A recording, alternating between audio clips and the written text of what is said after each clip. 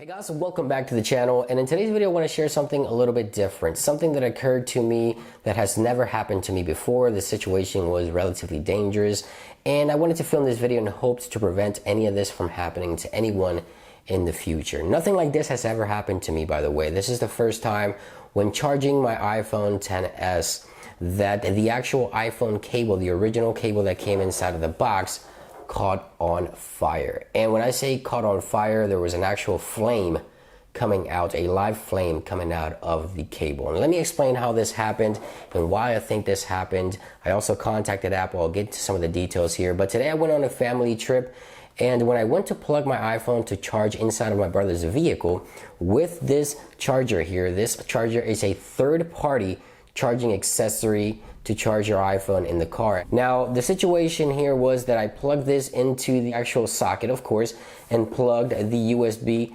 right there into the one that says 5 volts right there, the 5 amps. So once I plugged it in, of course, all I did was plug it into my iPhone as I normally would, anybody would. Now, what I noticed was that the iPhone did not get warm to the touch, no indication that the accessory was not supported or nothing like that. So what I did notice was that the battery indicator was, flashing on and off constantly, back and forth, as if it was charging and then discontinuing and charging and discontinuing to charge once again.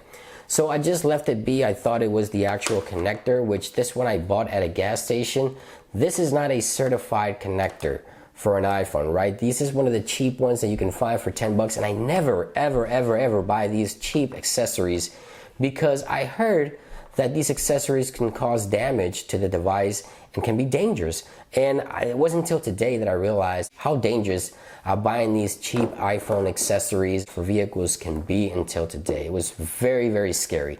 So I'm using my iPhone as normal, and I will show you the picture here, and all of a sudden it just burst into flame. I quickly dropped the iPhone, I disconnected the plug, and the flame went away, but the smoke kept going. And look at that, it is completely fried. Now, this is the original cable that came with my iPhone, and what was so surprising was that the iPhone did not give me any warning telling me that this accessory is not supported. Usually when you plug a cable or you use an accessory that it's not supported, you get a prompt on your iPhone, accessory not supported. Well, this was not the case, and luckily, I want to say luckily in a way, because I was in the vehicle and I could catch it and disconnect it in time. But if I would have left my iPhone in there connected and would have gotten out of the vehicle for whatever reason and came back, the vehicle could have actually been in flames, because as I mentioned, guys, a live flame was on the cable. And then when I disconnected it from the iPhone, the circuit, I guess, disconnected and the flame went away. It happened so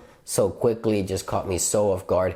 Now, I did contact Apple. I tweeted out to them and they got back to me. They've been trying to help me out. They did contact me directly on Twitter, and they sent me a direct message, and they're going to be calling me tomorrow at noon and asking some more information and details on how this occurred. But the whole situation and the whole message of this video is, do not use these cheap accessories. As you see here, what happened to me could happen to anyone, and I don't want anyone to be hurt. When companies say use the accessories and the adapters that are certified that Apple sells on their websites, please just buy those accessories. Although they're a little more expensive, you'll have that extra peace of mind, because if I wasn't there to disconnect this cable, who knows, my brother's vehicle could have been on fire.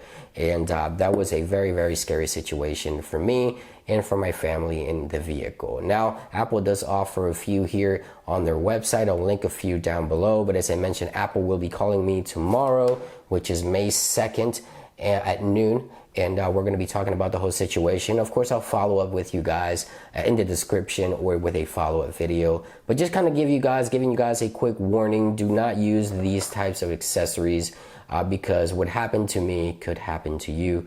And that's pretty much the message of this video. I hope you guys found this information at all helpful. If you did, of course, you can always click the like button, and I'll see you guys on the next one. Peace.